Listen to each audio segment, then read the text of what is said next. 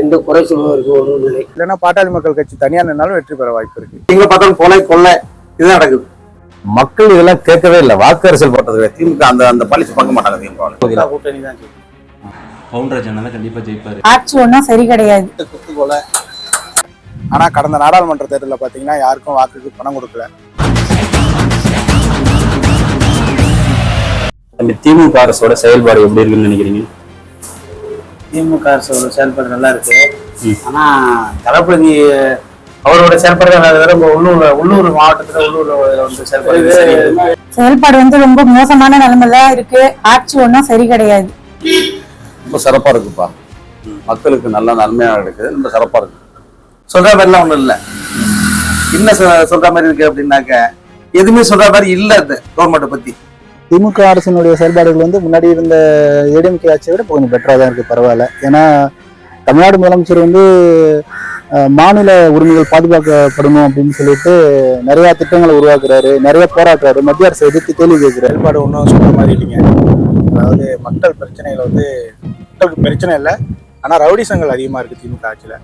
கொலை கொள்ளை டெய்லி நடந்துக்கிட்டு தான் இருக்கு. அதனால மக்களுக்கு பாதுகாப்பு இல்லை. வேற குறை சொல்ற அளவுக்கு வேற ஸ்டாலின் நல்ல திட்டங்களை கொண்டு வராரு. ஆனால் அது ஃபுல்லாக இன்னும் செயல்படுத்தணும்.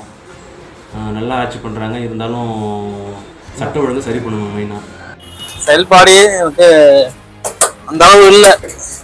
கஷ்டம்தான் மக்களுக்கு. வருமானம் கம்மி, வெள்ளவாசனை ஏறி இருக்கு.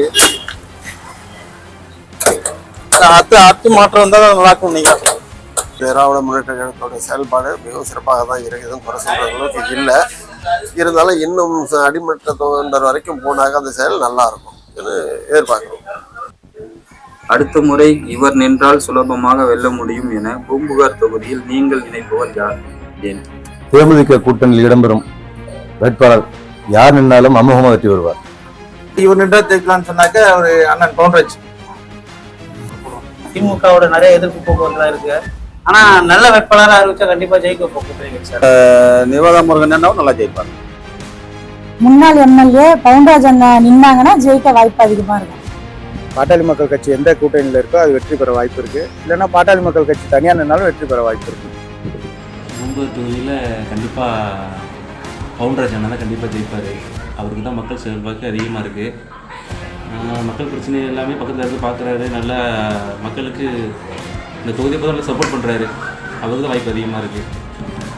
அதே மாதிரியே பழைய ஆளுங்கெல்லாம் வந்து நிற்கணும். அதிமுக திமுக இதெல்லாம் தேவையில்லை. எல்லாம் ஏமாற்றம் தான் அதிகமாக இருக்கு. ஏமாந்த வரைக்கும் போதும். பணம் இதை பற்றி நீங்கள் என்ன நினைக்கிறீங்க? அது மக்களோட எதிர்பார்ப்பது. அப்போ கொடுத்துதான் மக்களோட எதிர்பார்ப்பு அவ்வளோதான். அந்த சூழல் ஏற்பட்டுடுச்சு. வாக்குக்கு பணங்கிற சூழ்நிலை ஏற்பட்டுடுச்சு. அதனால வாக்குக்கு பணம் சொல்றாங்க. அவ்வளவுதான். மக்களை அரசியல்வாதிகள் பழகிவிட்டார்கள். கண்டிப்பா கொடுக்க கூடாது. ஆனா பணம் கொடுத்துதான் வேலை செய்யறாங்க. பணம் கொடுக்க கூடாது. ஏன்னா பணம் கொடுக்காம இருந்தா நீங்க எம்எல்ஏ எம்பி அப்படி கேள்வி கேட்கலாம். பணத்தை வாங்கிட்டு போட்டா நான் தான் கொடுத்த எதிர்வாங்க கேட்கறேன்னு கேட்கறாங்க. பணம் கொடுக்கறது வந்து ஒரு தவறான விஷயம் தான். ஆனா வந்து மக்கள் கிட்ட வந்து அவங்க கொடுத்து பழகிட்டாங்க. அதை வந்து மக்களும் பழகிட்டாங்க. அதுதான். ஆனா வந்து பணம் கொடுக்கணுங்கிறது ஒரு தேவையில்லாத விஷயம். பணம் கொடுத்தா போன சட்டமன்ற தேர்தலாம் வெற்றி பெற்றாங்க. ஆனா கடந்த நாடாளுமன்ற தேர்தலில் பாத்தீங்கன்னா யாருக்கும் வாக்குக்கு பணம் கொடுக்கல. நேர்மையான முறையில் தேர்தல் நடந்தது நம்ம தொகுதியை பொறுத்த வரைக்கும். அதுல வெற்றி பெற்றவங்க வந்து ஒரு நேர்மையான முறையில் வெற்றி பெற்றாங்கன்னு அர்த்தம். கடந்த வரும் சட்டமன்ற தேர்தலையும் யாருக்கும் பணம் கொடுக்காம வெற்றி பெற்றாங்கன்னா அவங்க ஒரு நல்ல வேட்பாளரை நம்ம அவங்கள்ட்ட போய் குறைகள் நிறைகளை கேட்கலாம். அவங்கள்ட்ட நம்ம தைரியமா வந்து நீங்க திமுக ஆட்சியின் சட்டம் ஒழுங்கு எப்படி இருக்கு? சட்டம் ஒழுங்கு பத்தி நமக்கு சொல்லணும்னு அவசியம் கிடையாது. மக்களுக்கே தெரியும் எல்லாமே சட்டம் ஒழுங்கு எப்படி இருக்குன்னு. எங்க பார்த்தாலும் கொலை கொள்ளை இதுதான் நடக்குது. 100% சரியில்லை. சட்டம் ஒழுங்கு சரியில்லை. திமுக ஆட்சியில் அதிக சாதி பிரச்சனை, ஆணவ கொலை, மாசத்துல 10 கொலை நடக்குது. அது வந்து முதலமைச்சர் டைரக்டா வச்சிருக்க அந்த காவல் போலீஸ் அந்த இது வந்து அவங்க சரியா பயன்படுத்தணும். அவர் கொஞ்சம் ஒரு நடவடிக்கை எடுக்கணும். சட்டம் ஒழுங்கு சிறப்பாக இருக்கு. நல்லா இருக்கு. சிறப்பாக இருக்கா?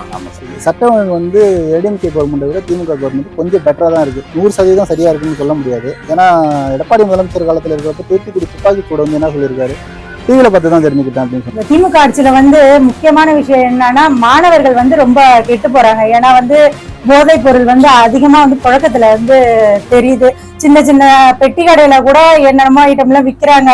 அதெல்லாம் வந்து தடுக்கணுங்கிறது என்னோட இது. அதனால இந்த ஆட்சி வரக்கூடாதுன்னு தான் நான் எதிர்பார்க்கிறேன். முக்கியமா இந்த ஆண் பிள்ளைகளுக்காக இந்த பதிவு. நெருக்கம் ஈடுபாடுகள் அதிகமாகிவிட்டன. அதனால் அதை கட்டுப்படுத்துவது முடிந்த அளவுக்கு திமுக அரசால் செய்யப்படுகிறது. சட்ட ஒழுங்கு சரியில்லை, நிறையா ஆணவ கொலை நடக்குது, ரவுடிஸ் அதிகமாக இருக்குது, பத்தாவதுக்கு போதைப் பொருள் அதிகமாக இருக்குது. இதெல்லாம் நல்ல நடவடிக்கை எடுக்கணும். மக்களுக்கு பிரச்சனை இல்லை, ஆனால் ரவுடிசங்கள் அதிகமாக இருக்குது. திமுக ஆட்சியில் கொலை டெய்லி நடந்துக்கிட்டு தான் இருக்குது. அதனால் மக்களுக்கு பாதுகாப்பு இல்லை, வேற குறை சொல்கிற அளவுக்கு வேற ஆட்சி என்ன சட்ட ஒழுங்கு சீர்கெடுத்து தான் நடக்குது. எல்லா தப்பு நடந்துகிட்டு இருக்கு, கொலை எல்லா தப்பு நடந்துகிட்டு இருக்கு.